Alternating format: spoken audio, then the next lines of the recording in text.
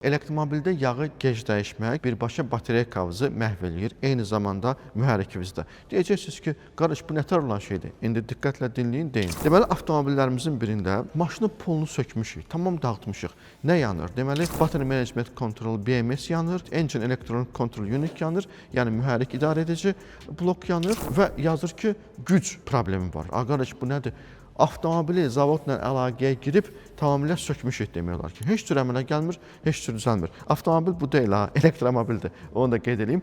Deməli, qardaş, gəldik, ən axırda avtomobili təmiz sökmüşük, bir dənə qalıb reduktor. Birdən usta dedi ki, qardaş, gəl bunun bir dənə reduktorun yağına baxaq da, əlacsız qalmışıq, hər şey sökmüşük. Yağı açanda gördük ki, yağ köhnədir.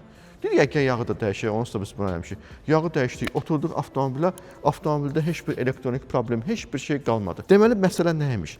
Yağ keyfiyyətini itirdikcə mühərrikin hərəkətini müəyyən dövrlərdə limitləyir. Burada müqavimət əmələ gəlir. Bu avtomobil yalnız yüksək sürətlərdə belə olurdu. Bateriykanın üzərinə yük düşür və elektronik kontrol unit atqaz edir və nəticədə avtomobil dayanır. Belə çıxır ki, biz elektrik avtomobillərində yağı çox tez-tez dəyişməliyik. Çünki yağ istənilən halda Battery Management Control üzərindən bateriyaya yüklənir. Bu sanki bilirsiniz nəyə bənzəyir? Elə bil ki, suyun içində barmağınızı belə fırlayın, bir də salın balın içində barmağınızı belə fırlayın. Bal daha çətin olacaq, düzdür?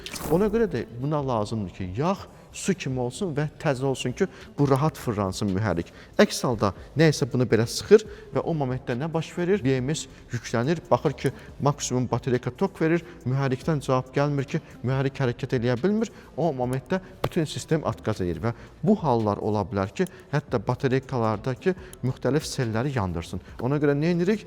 Yağı, qardaş, 70 mində dəyişəcəm, yox, tez-tez dəyişmək lazımdır.